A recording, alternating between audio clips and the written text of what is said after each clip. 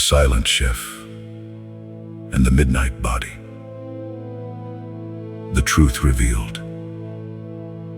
The senior center had always seemed peaceful. Quiet hallways, familiar faces, and routines that never changed. But beneath that calm, something dangerous had been growing. It began with Marcus Hale, the well-liked chef who was escorted out by security without a word, residents whispered.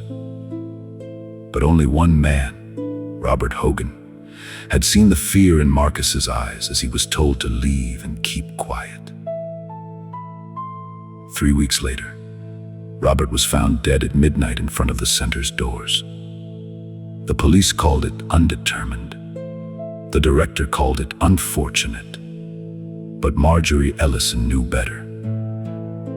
She had overheard something she wasn't meant to hear.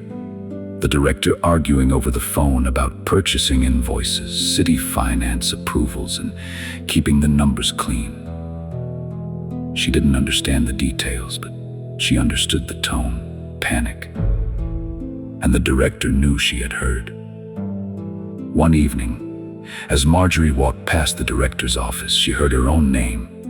The door was cracked open. "She's asking questions," the director hissed.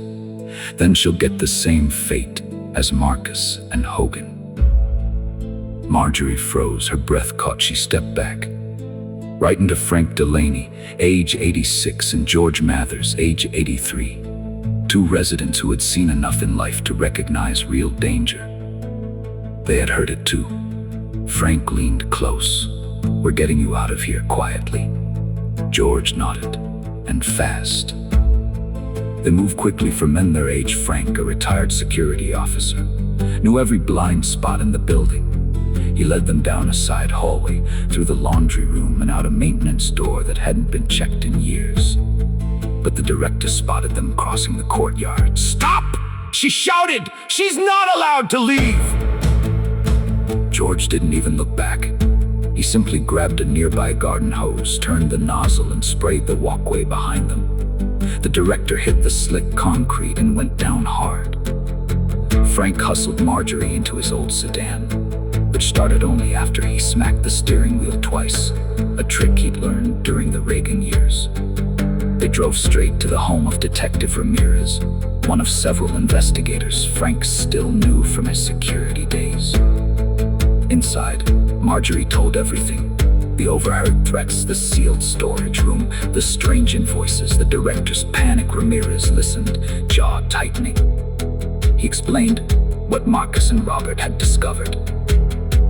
The director had been funneling money through the city purchasing division, approving fake supply orders and pocketing the difference.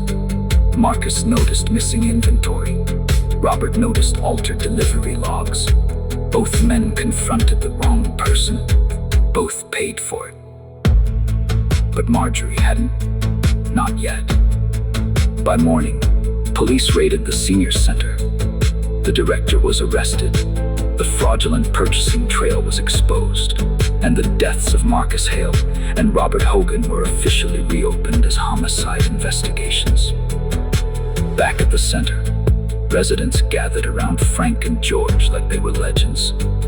"We're not heroes," Frank said. "We're old," George corrected. "Which means," Frank added, "we've had a lifetime to learn how to outsmart crooks."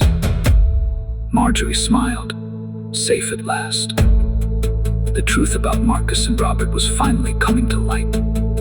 And the senior center, once silent, was filled with voices again.